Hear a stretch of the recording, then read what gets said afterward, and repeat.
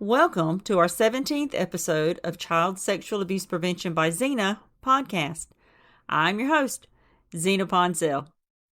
Today's podcast is specifically about myths and facts of commercial sexual exploitation of children, also known as CSEC, CSEC, of course that's the acronym, which is part 3 of a 4-part series on human trafficking. In the previous episode, I went over the definition of commercial sexual exploitation of children. And for those of you that may have missed it, I'm going to just do that definition again, and then I'm going to dive right into the myths and the facts. So this will probably be a shorter podcast, but it is what it is. So here we go. Commercial sexual exploitation of children refers to a range of criminal activities and practices that involve the sexual abuse or exploitation of children for financial or other economic benefits. This exploitation can take various forms, including child prostitution, which is the use of a child in sexual activities in exchange for money or other forms of payment. Child pornography, the production, distribution, and consumption of images or videos depicting the sexual abuse or exploitation of children. Trafficking for sexual purposes, the recruitment, transportation, transfer, harboring, or receipt of children for the purpose of exploitation, which can include forced prostitution or other forms of sexual exploitation. Sex tourism, when individuals travel to foreign countries to engage in sexual activities with children. Commercial sexual exploitation of children is a severe violation of children's rights and is recognized as a form of child abuse. It has devastating physical, psychological, and emotional effects on the victims. Now, that little piece that I just went over, that is not a myth. Those are facts. Okay? Moving forward, I will be going over myths and facts of CSEC, and I'm going to state which one are myths and which one are facts. The myths and facts that I am going to go over, I believe it's the first 10, are pretty much myths and facts that are mentioned globally. After these, I have just a few I'm going to toss in there that are similar to them, that are specific to the United States. Okay, and these are myths and facts about commercial sexual exploitation of children, also known as CSEC. So moving forward, I'm just going to use the acronym CSEC. Okay, this is a myth. CSEC only happens in poor developing countries. Fact. CSEC occurs globally, including in wealthy, developed nations. It happens in both urban and rural areas, affecting children from various socioeconomic backgrounds. Myth. Only girls are victims of CSEC. Fact. While girls are often more frequently reported as victims, boys and transgender children are also exploited. CSEC affects children of all genders. Okay, myth. Victims of CSEC choose this lifestyle. Fact. Most children involved in CSEC are coerced, manipulated, or forced into it. Many are recruited through deceit or threats, often by people they initially trust. Now, keep in mind, I mentioned this probably in the first episode or the second one. Anyway, it had to be way up front in my little 17 episodes. It had to be in the beginning of them. One of the first few podcasts. Most children that are sexually abused by people they know.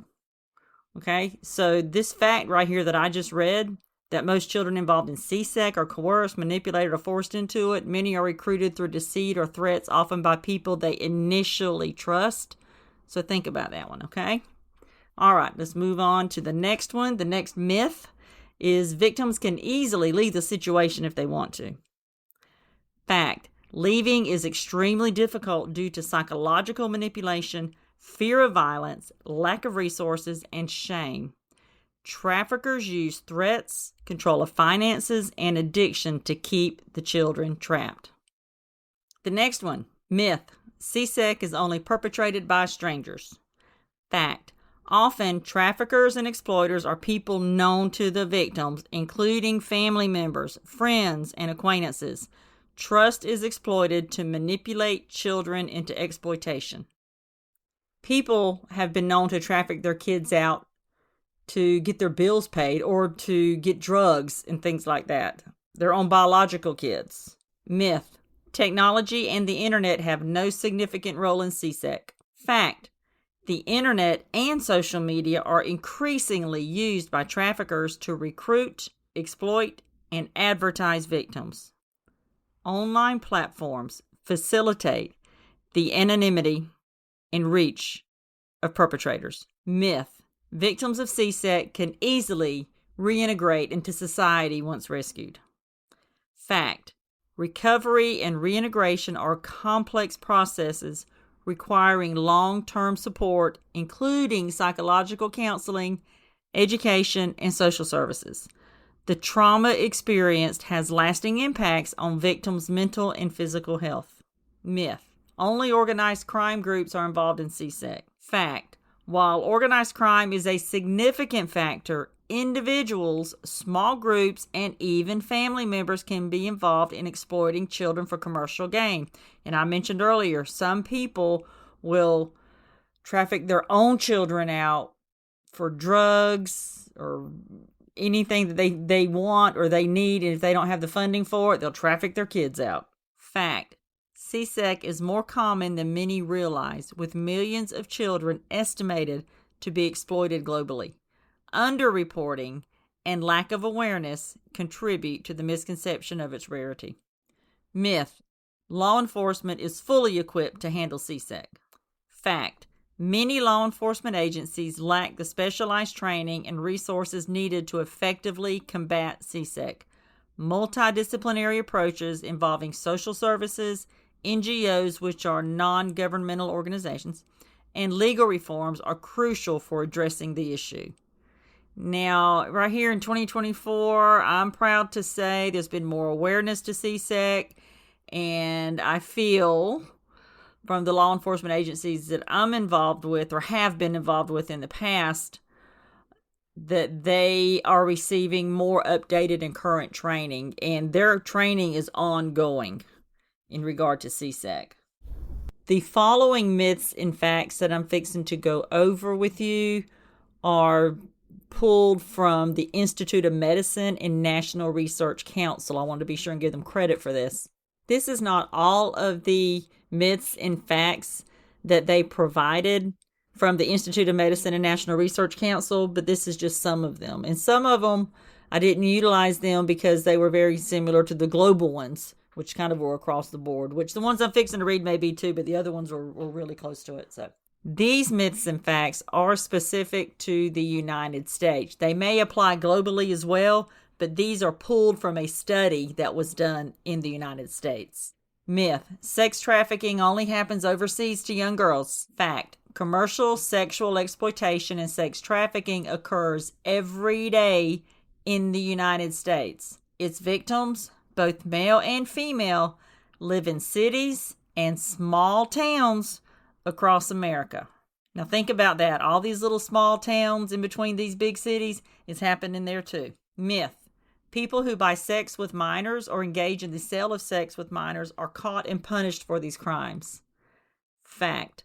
Despite laws in every state that enable the prosecution of these individuals, and despite the hard work of prosecutors and law enforcement in many jurisdictions, those who sexually exploit children and adolescents have largely escaped accountability. Like I mentioned a few minutes ago, more awareness is being brought to this crime against our children. Stricter laws are being applied. However, in the middle of all that, these traffickers are coming up with more and more ways to evade law enforcement and these stricter laws. But kudos to law enforcement. You guys have your hands full. But it takes the whole community, it takes the whole world to fight against this crime. It takes the whole world to fight against this crime against our children. Myth. It is easy for professionals who interact with minors to recognize victims, survivors, and youth at risk of commercial sexual exploitation and trafficking. Fact. Many teachers, doctors and nurses, child welfare workers, and other individuals who interact with youth are unaware that commercial sexual exploitation and sex trafficking of minors occur in their communities or lack the knowledge or training to identify and respond to them.